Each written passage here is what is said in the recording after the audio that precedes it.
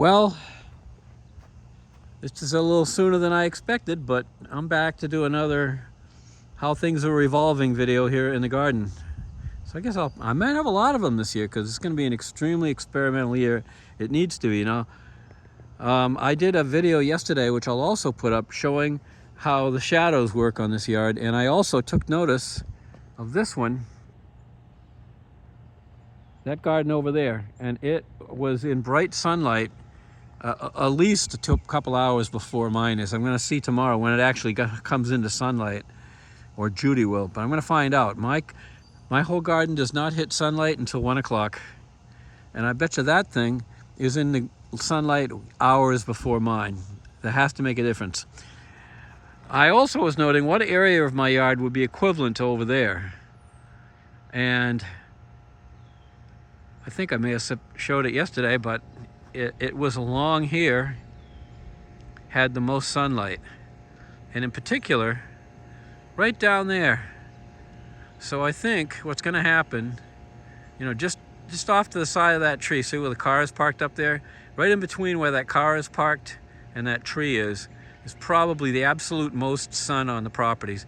So I got these buckets here, and I think I'm going to be dollying them over, or just pulling them over to that area, and that's where I'm going to be tending to them. They're going to be a line of buckets right in that area, and we'll grow stuff in them this year because that's where I have determined the maximum amount of sun is. But actually, I think right here, I put them here yesterday, it's even more sunlight right in there. It's in the middle of the yard, but I can probably put more right over there, and I might, since this is year of experiments, I might line some up over there and try gardening there. Who knows, I could slice open a slice of land over there and till it and grow some stuff right there that it needed high light. I'm also going to be looking into light requirements. There's a lot of metrics I can measure, and hours of sunlight is certainly one of them. And I'm pretty sure, as one of my regular viewers on this channel, Jonah, hi Jonah, I know you're out there, she was very into gardening and technical gardening. US, what is it called? A department that's all about gardening and farming. I can't remember what it's called, but she was in it. So maybe Jonah will have information on this for me. But I want to look up and find out what vegetables need the least sunlight. What vegetables are to peonies, begonias and impatiens, because those can be grown in almost complete shade. What are equivalent to those in vegetables? I got a feeling they're all going to be leafy ones, but I'll find out. They probably won't be the ones that grow a lot of fleshy foods. That's my guess. That would require more energy. So anyway, we're all done planting, so now I can kind of show you where things are at, and you'll be seeing more later as I continue to evolve this. These can be moved anywhere. That's the nice thing about pots. I noticed yesterday that this side of the garden gets a lot more sun than that side, because that's the last side to come in to sun and out of shade due to a gazillion trees. This one being not the least of them, but certainly there's all kinds of them. It's just too damn close to the tree line. If I know then what I knew now, if I knew then what I know now, I would have moved this garden at least over to that hill over there. And if I'd really watched, I would have had it somewhere over there. Or maybe even right in the middle of the yard there. All of that would have been better. But, you know, spilt milk. So here's what we're doing. We'll show you what's in all the pots here, how it's looking. And the nice thing is 90% of what I'm growing at the moment is in pots. I may put stuff in the ground just because of the experiment, but I'm thinking I'm going to do better in pots. So right here, that's pepper. There's 1 pot of Swiss chard, 2 pots.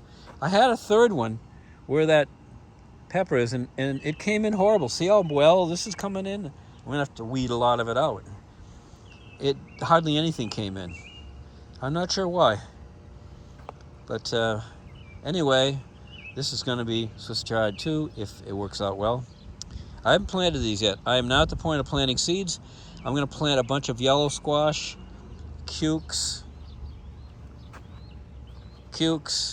and miscellaneous squash in these, and then I'm going to move, like I always do, the extras out of this pot and into the ground and into other pots if I have some pots. Right now they're all used up.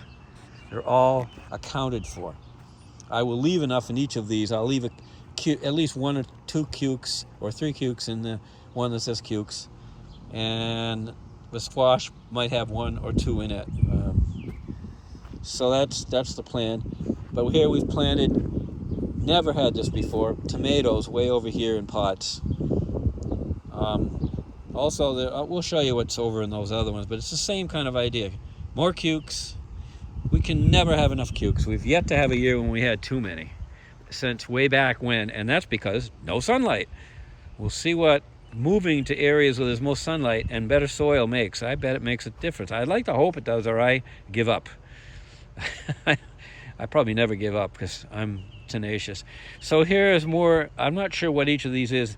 This and some of the other here, they're either cabbage or broccoli or Brussels sprouts. I bought a bunch of them and they all look so similar. I think these are either, well, this says what it is. That's cabbage.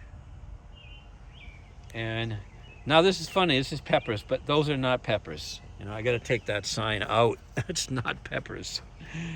No. That's either cabbage, like the one beside it over here. I'd say it's a cabbage. And then these, I think, are broccolis, rather. I think those are broccolis.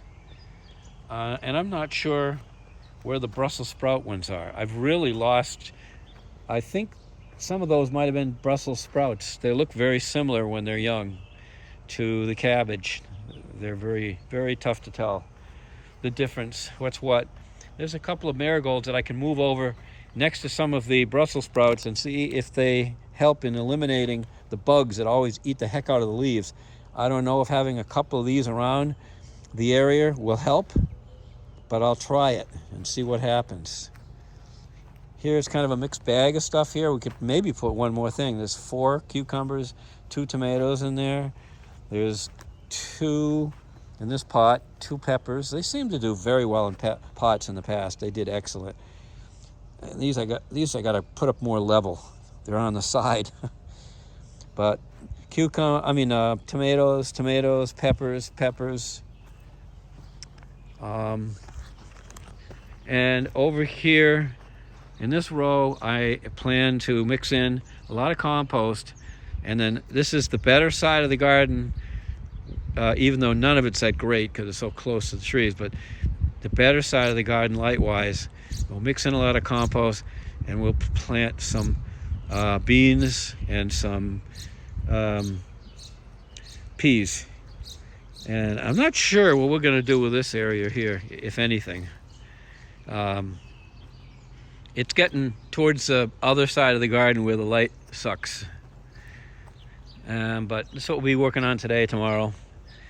And here you have more of the same, either Brussels sprouts or cabbage, a tomato. I'm mixing them up so you get tomatoes of different types in different places. I got the usual 3, beefsteaks, early girls, and this year I went back to sweet 100s instead of those tomatoes that are the hard-skinned ones that are oval shaped. They don't crack when it rains, and they taste good, but I want to go back to the sweet 100s again and remind myself what they're like. What I'd really like to do is swap some with my neighbor. I got to talk with her about that. And she can take some of the sweet 100s. I don't even know if I know which I didn't keep track of them. So, and this is like the last row I've got anything in here so far. A couple of tomatoes. Probably won't do as well as the rest. a couple more tomatoes in a row, actually 3 more, that we'll see how they grow in this part of the garden, but in decent soil. And that's where it ends at the, oh no, not quite. Over here in the absolute worst part of the garden, not quite. The absolute worst is this corner. I'm not putting anything there. Maybe later I'll put something. It's got to be totally a throwaway. But I put compost in each of these, and same thing. There's some cucumbers, and there's probably a cabbage and some Brussels sprouts. That's what these look like. Doesn't look like any. I think I'd even try to grow broccoli. Broccoli doesn't even grow well in this garden almost anywhere. You get little tiny heads. So I've got some of that growing out of the garden in the best area, and that might make a huge difference, having more energy, more sun energy to grow with. So let's see, I should have plugged this in when I saw a pot with peppers, but I think I'll just toss this in my thing there. Head over here to these 4. One was my big barrel, and the other my 3 big pots that I got free. And I might keep my eyes open for some more. I might go looking on Facebook for some more either inexpensive or free ones. But at this point I probably won't find any because everybody else is looking for them. I was smart to look early. So in here, broccoli, and that one down there. And this one, 3 tomatoes, 1 of each type. And here, probably Brussels sprouts. More cucumbers here. I think this is mostly cucumbers that are in here. So we'll see how all this does. And I think I can probably leave it right where it is. But that's what we're growing here. That's what's going on here at the Mitchell Gardens. Everything else is looking pretty reasonable for this time of year. You know, the what do we call them? Not violets. They're out. My mind doesn't work the way it used to. There they are. They're blooming. The whatever they are is it I've forgotten about, but then it'll come back in 5 minutes. And these are getting ready. I got to tie these up. That's another thing for me to do today is get some of my ties and a stake, tie them up. I got several of them. There's one little dinky one. It'll never come to be anything, unfortunately. It's very small. And it was over here somewhere. And I'm not sure where it was, but it was like 1 shoot coming up. And it never even develops anything. I don't know when or where we got it from. But this one always gives us some blooms. I don't think this is going to give us any. Well, maybe, possibly one little one. Where is it? Right there, center screen. It's the only one I see that could even develop. I don't know why that one does so poor by comparison. Oh, here's one that is 1 shoot, and it is actually going to give us something. Don't know how I can make that thing start reproducing. This does reproduce, but hasn't been reproducing more flowers as a part of it. These are the white ones. I used to get a ton of these, and now we're down to just like 5 or less. I don't know what the difference is from year to year. Maybe the plants get old. I'm not into gardening that much, I guess. I don't sit around researching this stuff and learning like I do about tech, or I'd know a lot of this stuff. This is the tickweed that I trimmed down very much. I've trimmed down a lot of this stuff so it's not taking over, so that it can look decent here. But it does look nice as each little part blooms. And yesterday I bought some petunias and put them in pots. And this is them. There's one there, a couple of these, and another one. And eventually there will be a ton of different colored ones here later on in upcoming videos. So irises, that's what they're called. They see, I told you it'd come back. They grow like weeds, as Jonah knows. So I got planting of the seeds to be done, and then roping up those flowers. And this is another big chore, which is putting all this and some more down all the way around where you just look and you'll see it needs that mulch. And then out here, I will try to weed it as much as I can and then put the mulch down here. And most years I actually try to get it all the way around the back here so that it covers all the way down and around and over to there. But it gets so overgrown. I think I may have to spray to kill the stuff off first and then cover it over, just to get things the way I'm going to need them to be.